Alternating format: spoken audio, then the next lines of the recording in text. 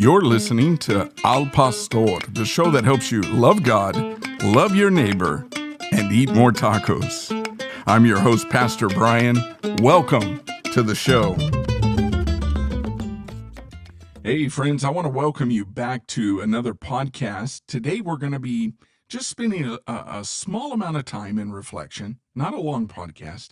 And we're going to be looking at and reflecting and remembering some of the teachings that Jesus has given us from John chapter 15.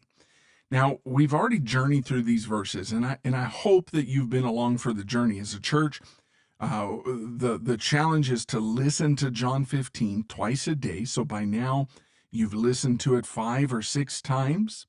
So you've listened to it in the morning, you've listened to it in the evening, you've been meditating, you've been abiding in these verses. There's been several podcasts, 3 of them to be exact. We've walked through these verses, and Jesus gives us a beautiful picture of our relationship with Him, the true vine, and our calling. We also see as His disciples. Jesus calls us to action. So today I want to just put a bow on this. I want to slow down. I want to reflect on some of the truths that we've heard. And I want them to sink deep down into our hearts. I want to ask you some questions, not just to fill your mind, not just to fill the time, but to hopefully stir your heart, to make you consider where you stand with Christ. So again, I want to thank you for joining me today. I am still up in the mountains in a beautiful cabin. It is a cool, crisp morning up here and just absolutely gorgeous. I thank the Lord for the opportunity to be in some different settings. And I told you on the previous podcast that I had some plans of making some tacos. So I want to talk about that for a second. I brought some ribeyes up here. So yesterday, as I spent some time doing some podcasts and some other work, I whipped out the ribeye, put some seasoning on it, and I've got a beautiful high-tech air fryer. Now, it's one of those air fryers that it's got one of those thermometers you stick in, and it attaches, and you can program it. It uses some algorithms, and you choose the type of cook you want, and it does it all for you. It even has like a little water spray bath, and so it'll spray a little bit to keep it nice and moist, because I know what most people think. Like, what do you mean, a steak in the air fryer? No, this is totally different. I think the word air fryer is misleading, even though this is an air fryer. But pop that in, came out beautifully, was able to chop that up, put it on some soft flour tortillas with some shredded cheese and some green salsa. And I got to tell you, this is, for me, one of the best tacos I've had in a while. But I have to acknowledge that everything tastes better up in the mountains. Have you ever experienced that? I mean, it's like, wow, these things taste so good. So there's my little taco blurb. I haven't been talking about tacos, but you know, that's part of the show. We want to love God, we want to love our neighbor, and we want to eat more tacos. So that's my taco blurb. So let's get right into it today. Again, not a very long podcast, but I do want to reflect on some of the things that we've learned during the week, and I want to ask some reflection questions with you. And here's the first one. The first question is are you truly connected to the true vine? And this comes from the first 2 verses of John 15. Jesus starts off the chapter by saying, I am the true vine, and my Father is the vine dresser. We see that in verse 1. And he's speaking to the disciples, and he knows that his time with them is coming to an end. And so he uses this beautiful imagery to stamp on their hearts and their minds of a vineyard. And by implication, he speaks to us as well. What is it that he's speaking? He's speaking of the importance of our connection to him. Now, in the Old Testament, we've already learned that Israel was often referred to as God's vine, but it failed. It produced rotten fruit. But here, Jesus declares himself as the true vine, the fulfillment of God's plan. And so again, the connection and the question is, are you Are you connected to him? Are you connected to this vine? Not just outwardly attached, but truly abiding in him. Jesus says in verse 2 that every branch in me that doesn't bear fruit, he takes away. These aren't just words of a warning, they're a call to examine ourselves. So is your faith alive? Is it vibrant? Is it producing the fruit of love and joy and answered prayers? Now, if you're wondering where we get that from, is that the fruit? Yes, love and joy and answered prayers. Go back to the previous episodes. So is your life producing that? Or do you find yourself hanging on by a thread, disconnected from the life-giving flow of Jesus Christ? Here's the next question. What kind of fruit is your life bearing? Jesus doesn't hold back. He emphasizes that without him, you can do nothing. Now that's found in verse number 5. So not just a little, not just a small amount, but nothing of eternal value can be done without him. So fruitfulness is more than just outward success. It is the inner transformation that comes as a result of abiding in Jesus. And so are you seeing that kind of transformation in your life? Jesus says in verse 4, remain in me and I in you, as the branch cannot bear fruit of itself unless it remains in the vine, neither can you unless you remain in me. Now, I want to make it clear here. It's not about trying harder, and it's not about doing more. It's not about behavior modification. It's about staying close to Jesus. It's about allowing his word and his spirit to change you from the inside out. And so the question is what fruit do you see? And where you don't see fruit, are you willing to be honest about it and ask God to reconnect you to the true vine? Now, I want to help some of you out because the intention of this is for you to stop and reflect on this fruit. And maybe you're saying, I don't see a whole lot of fruit. Let me give you some guidelines for evaluating, because we don't come into this as like self-condemning or anything else. But you need to keep in mind that a farmer or vine dresser just doesn't come in and plant a seed and then the next day expect for it to bear fruit. So this needs to be framed in the context of a process. And oftentimes, let's face it, it's a slow process. Slow growth is still growth. Uh, in fact, part of the pruning, I was studying this out a little bit deeper, part of the pruning is sometimes there will be some shoots that will sprout out super fast. And it's actually detrimental to the vine. So the vine dresser has to come in and prune those ones away. And so sometimes we look for immediate results. Sometimes we look for, I need this to happen now in my life. But I want you to evaluate this in the long view, because that's the way our walk is with Christ. So let's say you had something come up recently. Maybe it's something you worried about.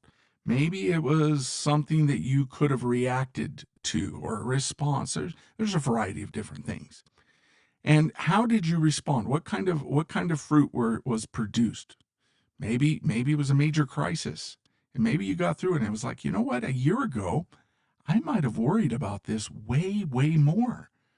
But now I had a little bit more peace about it, or I wasn't as moved as I would have been before. I've got some news for you. That's part of the fruit, guys.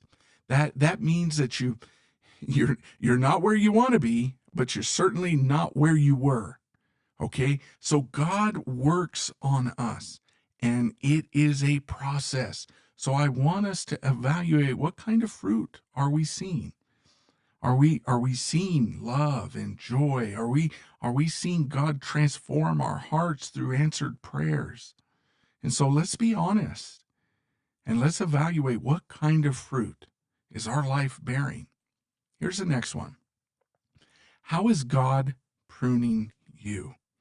Now, Jesus tells us that God, the vine dresser, prunes the branches that don't bear fruit.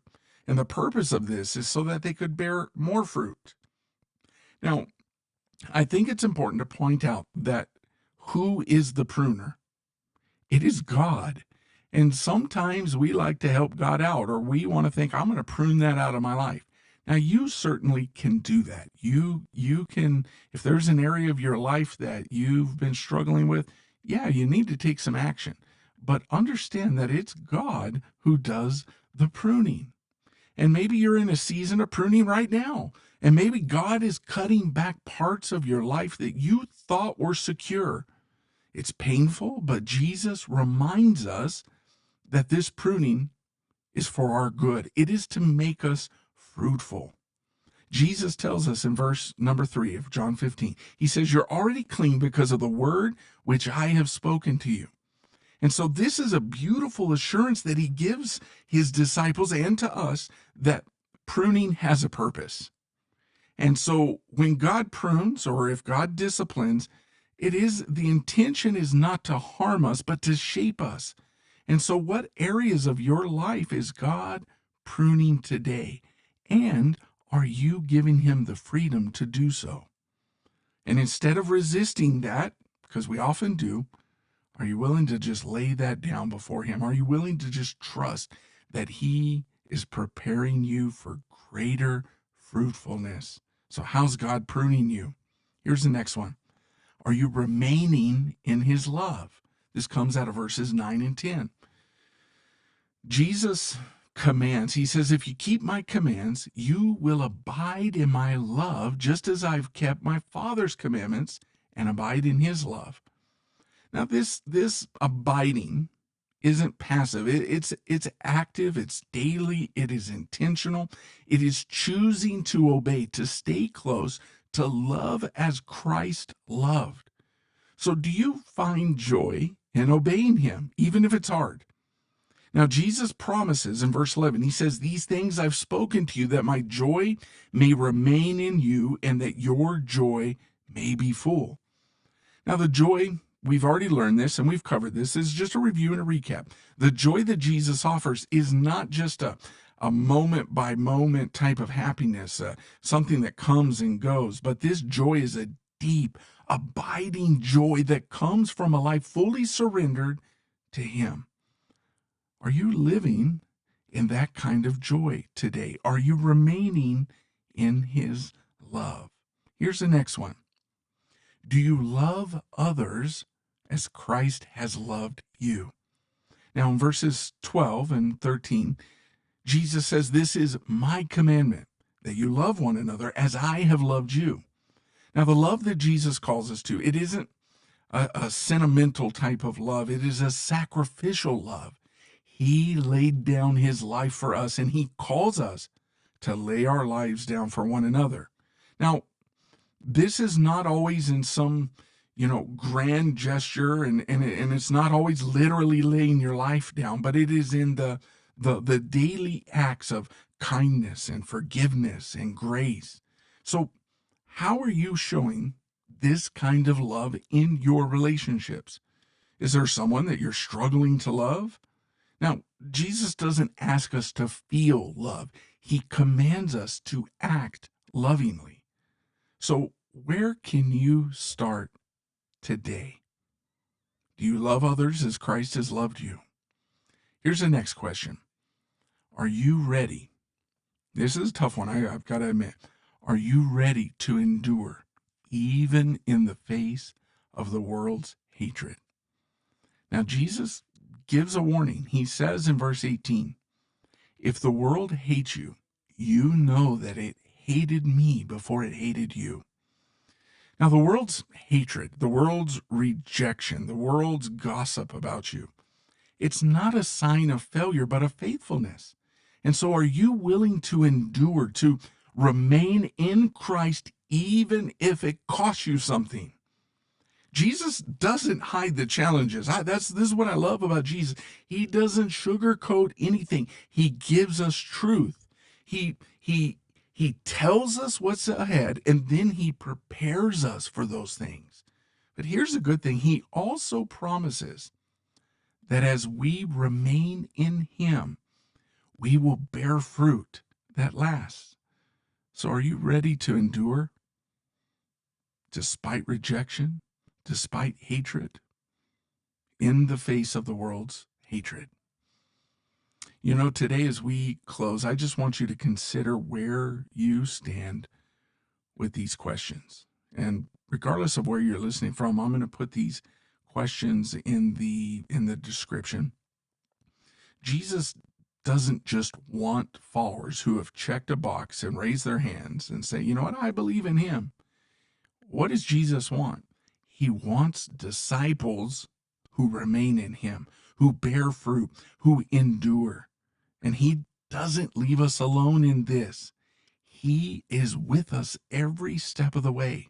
He has graciously given us the church and the body and for people to come alongside of us. He's given us his word. He's given us the Holy Spirit.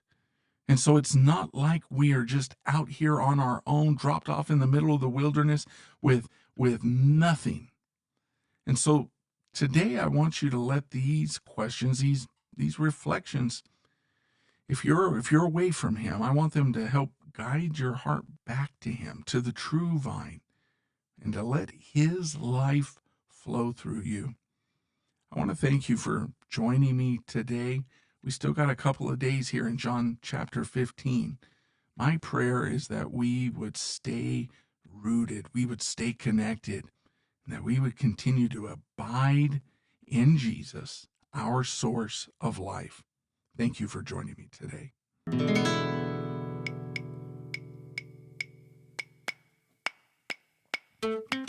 Thank you for listening to Al Pastor with Brian Overturf. If you found value in this, please subscribe and get updates most places podcasts are available. We're right here on Anchor FM through Spotify, also on Apple Podcasts, Google Podcasts, Amazon, and iHeartRadio. I hope you'll tune in for the next episode. Until then, we'll see you later.